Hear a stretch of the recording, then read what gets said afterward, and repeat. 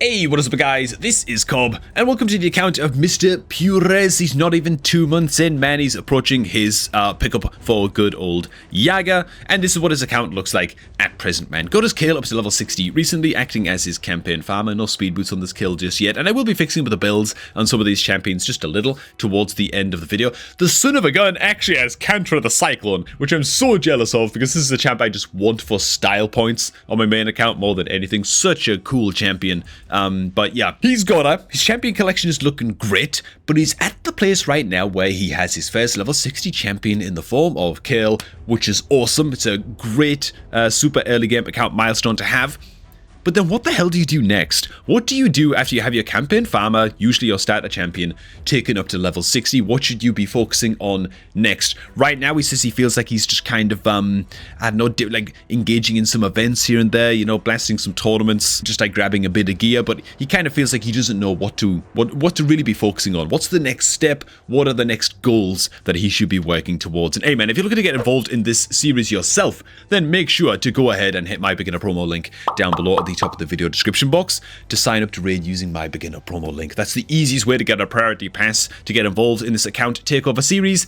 Then you can go ahead and join my Discord, which is also linked down below in the description box, and submit your account there for takeover. It's quite the queue, so I'll get to it as soon as I can. I'm working my way down the list. I've got through most of them on the list at this point, but yeah. So let's do this, man. What should you be focusing on after taking your kill up to level 60? Well, first of all, what I want to check on before we begin with anything is that we've actually got 3 stars across all of the campaign stages. So if we go back to hard. Okay, we did. We 3-starred everything in hard. I'm guessing we 3-starred everything in normal. Lovely.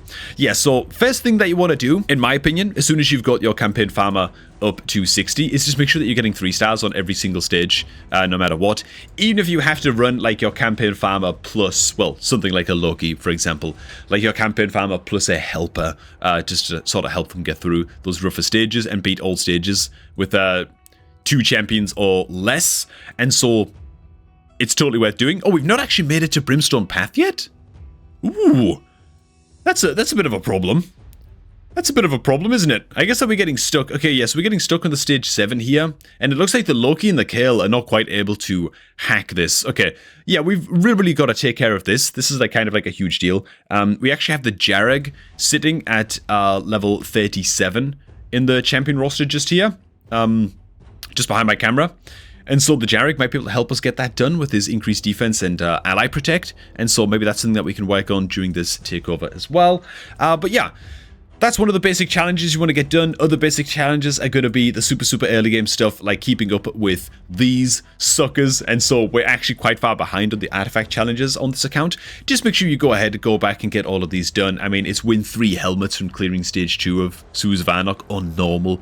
Very easy to do. Boring and tedious, yes, but they are worth doing, right? They are worth doing at least up until they start to become a little bit of a struggle. And then you can kind of hit pause on those. But the easier ones, I would highly recommend that you keep up on those. And similar sort of with the Arbiter missions as well. We're making pretty good progress on these, to be honest. Like, we're doing okay for where we are in the game right now. But yeah, campaign, missions, challenges, those are like the mega early game goals, right? Now, once those are kind of out of the way, we've got the campaign farmer ready to rock and roll, which is great. What do we want to be focusing on next? First and foremost, it's fleshing out your champion roster. This is like the easiest goal to really pay attention to, and this concerns me a little bit, but of course, this tip is going to relate to shard pulling, okay? And so, you only ever want to be pulling any of your shards in the summoning portal when there is a 2x event active, okay, meaning a 2x chance to be pulling. Oh god, we've actually keyed in some champions here, which leads me to believe that we've been pulling ancient shards outside of a 2x event, Mr. Purez. Okay, yeah. You want to wait for the 2x event to be pulling epics and legendaries from your voids, your ancients, your sacreds. Very important stuff. And of course, 2x on mythicals for primal shards, if you get so lucky to collect some of those. It looks suspiciously to me like we've just been pulling the crap out of the voids and the ancients like crazy a little bit on the account. Because, I mean, we have 2 mystery shards in our total collection, so yeah, just be saving your shards for 2x events, especially in the early game. It's going to maximize your chance of just building out your roster very quickly indeed. Just notice, well, we also don't have the gem mine unlocked at all. Oh, okay, we do, just 1 level. All right. Yeah, we definitely want to be focusing all of our gems and upgrading the gem mine wherever we can from now on. Out of curiosity, yeah, we didn't unlock anything in the Guardian Ring either. But yeah, gem mine we should definitely unlock. Okay, man, so thing number 2 to focus on after getting your first level 60 champ.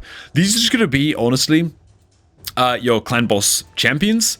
As for what team we're running into clan boss right now, there we are. We hit easy for like 6 million, and this is the team that we're running right now. Okay, so the Jarrig is actually great. The Reliquary Tender can do a little bit of a job for us, I guess. Brings a little bit of healing. Not the worst. The Kale is obviously going to be great. Who's this guy again? Genzin. Decent damage dealer. Brings a decreased defense as well, which is lovely. Multi-hitter on his A1. Bit of 10-meter fill for himself. Not bad. He can stay. Loki can also probably stay for the time being. Not the best clan boss champion in the world, to be honest. All he's really bringing that's super important is like his chance to increase debuff duration on his A1.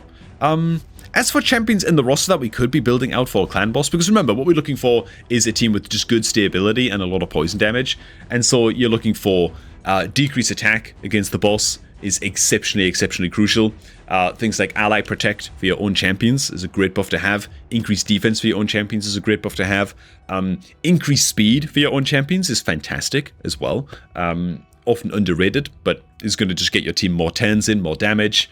Very nice to have. Sometimes better to have an increased speed champion rather than a third damage dealer, like a Loki, for example. So let me just go ahead and check out the roster that we're working with here and just recommend some champions that we could be building up, for clan boss, just based on what we've got. So based on the roster that we're working with, I'd recommend highly that we take the Jarrig up to level 60 as our next level 60 champion and get him fully booked up during the next CVC with epic skill tomes. Basically, as quickly as possible, Jarrig is going to be absolutely integral to this clan boss team, and getting his cooldown reduced on his A2 is going to be particularly important, right? Having him as quick as possible, like as fast as possible on the team is also going to be super important, so that he has max uptime on this ally protection and increased defense buff on all allies for a couple of turns. It's just a huge deal to have, and it's going to drastically increase our survivability into Demon Lord clan boss as a result. And yeah, having the Jarrig being level 60 and as tanky as possible, he's going to be taking all the extra damage from ally protect. It's going to be quite important that he's level 60. Also, having some extra skill books going to the A1 is not just fine, but actually good as well. Higher land rate on the decreased attack debuff is going to be very big, and yeah, we want 100% uptime on this debuff if we can. Whereas things right now, it's only at a 40% land rate. So some more bucks into the Jarrig are going to be a huge deal. Then I would look to probably, I mean, you might want to take the Reliquary Tender up to level 50, continue to use her as a healer in clan boss until we find something better. Don't get me wrong. Hopefully we find something better rather soon. Her cleanse can be pretty good. You can speed tune her just correctly so that she's getting off the debuff removal at just the right time every time. But we're not going to go into that just yet. We're going to go into like speed tuning teams and stuff. I'm just going to stick to recommending champs. The Loki can probably also take a hike as well. We can just get rid of him. I just don't believe in Loki in Demon Lord clan boss at all. I think we're probably better off removing the Loki from the team and honestly leveling either, where the hell is she? Good old Haikatoon and getting an increased speed buffer up on the team could be totally fine. If we don't want to use the epic skill tomes into the Haikatoon, which is fair enough, we might not want to do that. We could also just take the Diabolist, which, where the hell is she?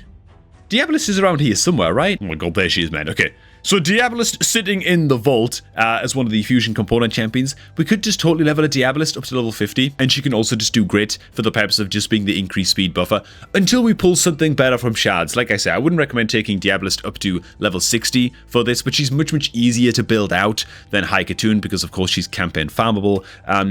Take to level 50, wait till we find a better option for like a speed buffer that ideally brings a little bit of something else to the team as well, like increased attack buffs or whatever, you know, from our shard pulls in future. But just having an increased speed champ on the team is probably going to help out the damage quite a bit as well, especially given one of our damage dealers is Genzin and he just kind of smacks stuff repeatedly, so he's going to benefit quite a lot as well from being built on out. But for clan boss, this is definitely going to be one of your key focuses after getting your champs up to level 60 or your kill up to level 60 for the first time. And if you're able to farm like hard and brutal or something like that, like after a couple months, that's pretty good. Like you're off to a very, very good start in that case. So Demon Lord is definitely the first thing that you want to focus on building champions out for. So I'd highly recommend that during Shad pulling events, 2x events, stuff like that, any epic champion you pull, if you're not sure if it's going to be good into Clan Boss, hellhades.com, look up the champion, okay, and just look if Hell Hades recommends that champion for Clan Boss or not. It's not always going to be 100% accurate or reliable, but it's going to do a lot to just kind of inform your decision if you're not sure, right? Next up, man,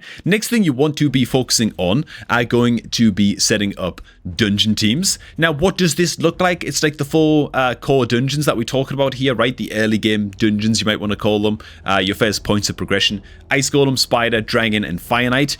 Progressing in these dungeons, especially so that you can farm tournaments like this one, where we have increased drop chance on Savage Gear, and you can also earn some free rewards in Fire Knight as well as you go. Like right now, we're only on stage 9. It's a big, big leap to make it to stage 10 for the first time, because then 3-star artifacts don't drop anymore. And the milestones in dungeons are like stage 10, stage 13, 16, and then 20. Those are the milestones that you want to be working towards, and those have like good energy break points, so you can farm them efficiently. When you eventually get to stage 16, it's Void Affinity, it's quite cheap to farm, and you get the chance, or like a pretty decent chance, for 6-star artifacts to drop. And stage 20, you can no longer get 4-star artifacts. So like big milestones to aim towards.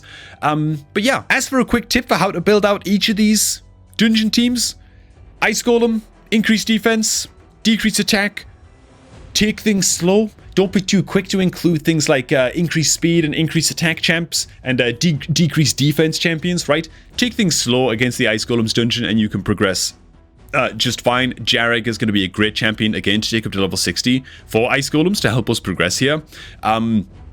Just because you're not trying to kill the boss too quickly, right? Focus on just surviving and you'll do just fine into Ice Golem's peak. If you kill the boss too quickly, it's going to counterattack the crap out of you and just wipe the hell out of your team, which is not great. The clears will be slow, but at least they'll be reliable. Spider's Den is all about having some good AoE crowd controllers, or some good AoE nukers that can consistently control or kill off the spiderlings, and then a lot of 10-meter control and decreased speed champions to keep the spider boss itself under control.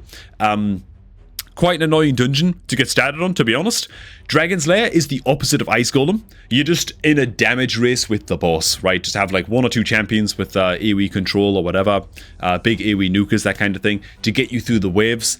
And then against the boss, HP burners, poison damage, decreased defense champions, max HP damage, right? Like Cold Hearts A3, for example, stuff like that. Just big, heavy hitters, increased speed champions. You're just damage racing against the boss to get it dead as quickly as humanly possible in Dragon's Lair, and a lot of percentage health damage is going to help you do that.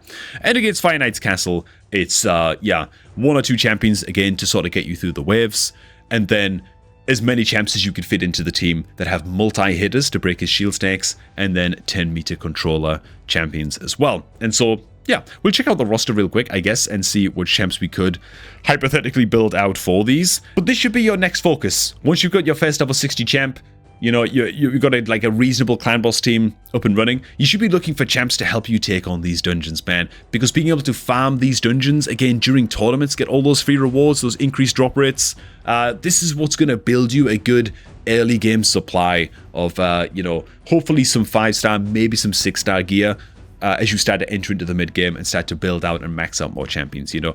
It's going to be crucially important that you build up this good sort of gear stock supply in the early months of your account, man. So champions we could actually level up on this account. I mean, we've already talked about Jarek, who is a great champion to bring into Ice Golem, just because he's going to help you stay alive through all of those counterattacks. Very, very nice indeed.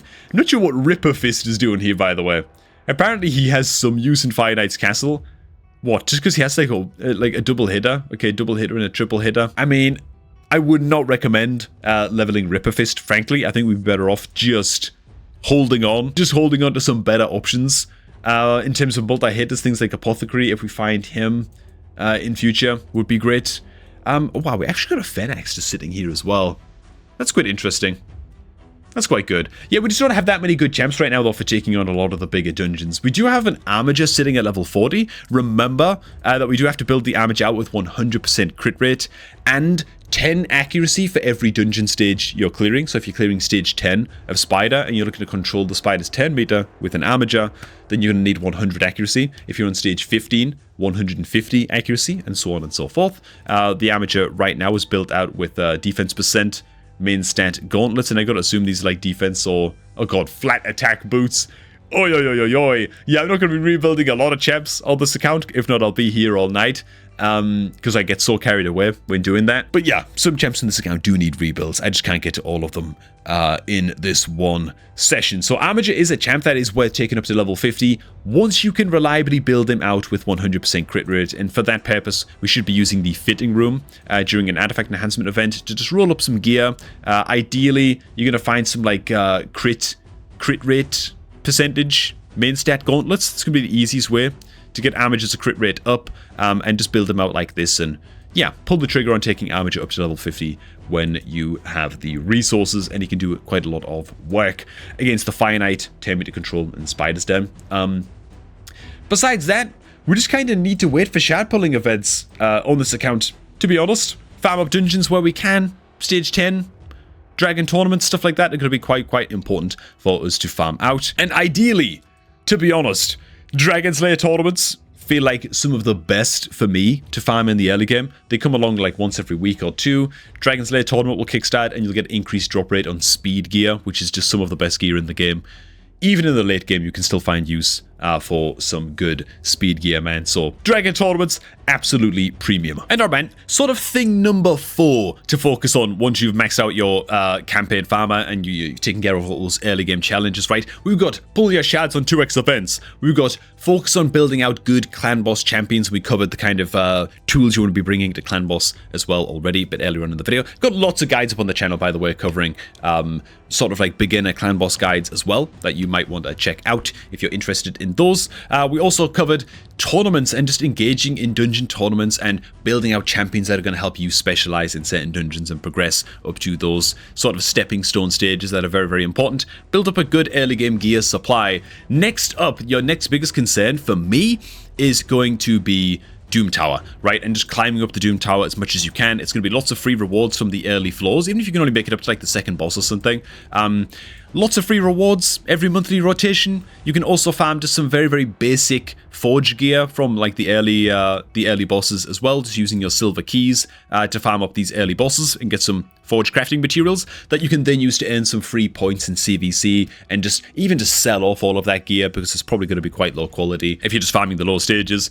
But you just earn some silver, some CVC points. It's just good stuff overall, right? So climbing up normal Doom Tower for the very first time in your account is going to be a big old concern as well. Now, I do have a video up on the channel talking about rare champion cheat codes that you can bring into Doom Tower that you also might want to check out after you're done watching this one.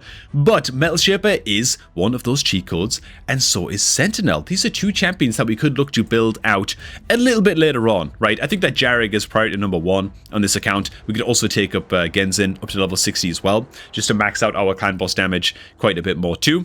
Those could be two champions that we think about taking up to 60 kind of ASAP, and then either Diabolist or Haigatoon up to level 50. So we've got a few champions to work on first before we get to these guys. By no means do we want to be like rushing up the Metal Shaper, but Metal Shaper is unique in how good he is against the Scarab King boss.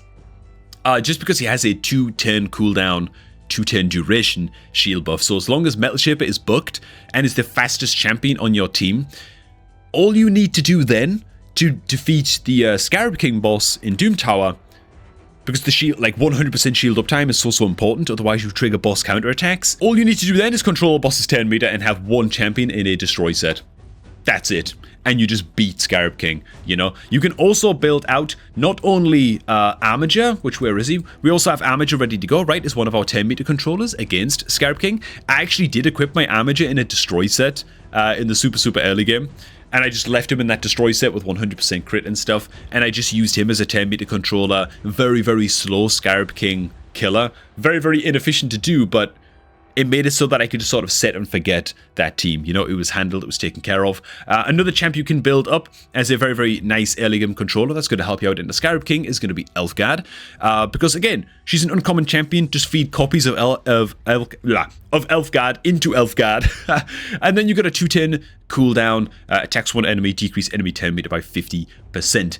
Throw into the mix just one like decreased speed champion and a Scarab King. That's a lot of 10 meter control. And yeah, a very, very nice and easy budget team that you can build using a couple of uncommons, throwing a Metal Shaper in there, increased speed champion for your own team. And you're kind of good against the Scarab King, right? So that's some champions that we can look to build out soon-ish, right? Or at least have in the back of our mind. Another one is going to be Sentinel that we touched on a little bit later on as well. As soon as the Magma Dragon enters the rotation in Doom Tower, you're going to need a champion that can spam, place, provoke repeatedly on the Magma Dragon. You've got to keep the Magma Dragon boss provoked at all times, else things are going to go pretty goddamn rough. And Sentinel is one of those guys that, again, quite easy to book out because he's a rare champion, but attacks one enemy, has an 85% chance when booked of placing provoke for one turn if this attack is critical. Okay, so you've got to build him with good accuracy, you've got to build him with 100% crit, and then he's got to be at least somewhat tanky, have like some decent HP percentage stats on his gloves and defense percentage stats on his gloves or chest or whatever, you know. Gonna build him relatively tanky. He's quite a tough build, but he's a pretty goddamn reliable provoker if you need a good early game option to help you out in Doom Tower as well. Both the Sentinel and the Metal Shaper, to be honest, I just leave them at level 50. I don't think they need to go any higher than that for when you're first getting started, just in case you pull something better, like a good epic option or something, you know, that could replace one of the two. You could eventually take Metal Shaper up to level 60 for use in Scarab King, just to get him the banner slot unlocked, because banners, of course, can roll speed as a substat, and again, he has to be the fastest champion on your team when you're going into the Scarab boss, you know. So, yeah, those are some champions that we could build out. Some champions that I'm a little bit suspicious of here. I mean, Phoenix is a great champion to build up in the meantime as well, by the way. Just a great champion overall. Some champions that are a little bit sus on this account. We've actually got gear and levels and stuff invested into the Duelist. I'd consider taking the Duelist up to 5 stars to use as a 5-star chicken and just use her as food at this point on this account. Wouldn't bother with her, man. Berserker. Used to be a pretty okay rare champ way back in the day. He's been severely power crept since then. I'd consider Berserker a 5-star chicken, additionally. Ripper Fist. Decent, I guess, because he has a triple hitter and a double hitter in terms of like finite progression. Decent, can be made to work for the very, very early stages, but he doesn't bring any decreased speed, and he doesn't bring any 10 meter control, and so he's not super ideal. Yeah, by the time you're reaching like stage like 16 of Fire Knight, you're probably already replacing your Ripper Fist. I would not invest any more resources into this champion. There's the one or two others. I know Corpulent Cadaver. Yeah, he's also kind of a piece of crap. I wouldn't invest any more levels into Corpulent Cadaver either. To be totally frank. He's got a single target provoke on a 3-turn, but he takes a lot of bucks to get that down to a 3-turn cooldown. Shield buff. It's only a self-shield buff. 4-10 cooldown. I'd just get an extra 10 at least. I mean, he's fine. He's fine. He's very, very mediocre. I wouldn't take him any higher level, personally, on this account. Now, as for champion rebuilds, we do have some champs here that we could throw some extra gear on. Cantrell the Cyclone is going to be great into basically all wave content on this account, so I did go ahead and tweak her build just a little bit with some pre-made little presets that I like to set up before I get into the account takeovers here. I'm a little bit reticent to go ahead and change some of these pieces because I see that I'm actually borrowing some gear from the Reliquary Tender, and we are using her into Demon Lord Clan Boss. And so where is the Reliquary Tender, man? Is she level 40? There she is. Okay. Defense percentage, main. Could we replace with this with like a slightly better option, maybe? Resistance? Not really. It's going to be a little bit tough. It's going to be a little bit tough. Okay, one champion that we are going to be changing the build of real quick. I'll rethink that other build, man. For the Cantra. That's a little bit of a luxury rebuild that we're working on here, but I'm going to go ahead and take some gear off of the Elhain, namely a couple boots here, some boots here that rolled into speed and crit damage, and so those are going to be great. We also got the crit rate gauntlets off of the Berserker. They also rolled into crit damage as well. The result is going to be a much, much better crit rate kill overall. Did I change any of his accessories? Okay, I guess I didn't. But yeah, the kill's crit rate Ideally, we want to go ahead and roll these gauntlets up to rank 16 and just get as much crit rate from these as we possibly can. Kale needs to have at least 85% crit rate total once all is said and done, because he has an extra 15% crit chance on his A2 anyway, so you can leave him at 85. You can take him all the way to 100 if you want, but 85 is grit, more crit damage, better crit rate, higher speed, at the cost of like a little bit of attack. I think that this is totally going to be worth the trade-off. I actually can't even equip these items right now. I've just noticed. I can't actually equip these right now, but this is the build I would put on Mr. Purez when you're watching this account takeover. But I noticed that you just don't have any silver. I'm like super low on silver right now, so I actually can't even go ahead and switch these artifacts in, which is a little bit sad. But we do also have the Jarek build switched up a bit as well. He has very low accuracy right now, so he's not really landing his decreased attack against Clan Boss. I think it's like 130 accuracy minimum to be landing your debuffs against like easy and normal Demon Lord Clan Boss, and so he's definitely going to need this to be increased quite a bit, and we're switching around quite a lot of gear here, even pulling a little bit of gear off the Loki as well. This is a potential loadout that we could go for.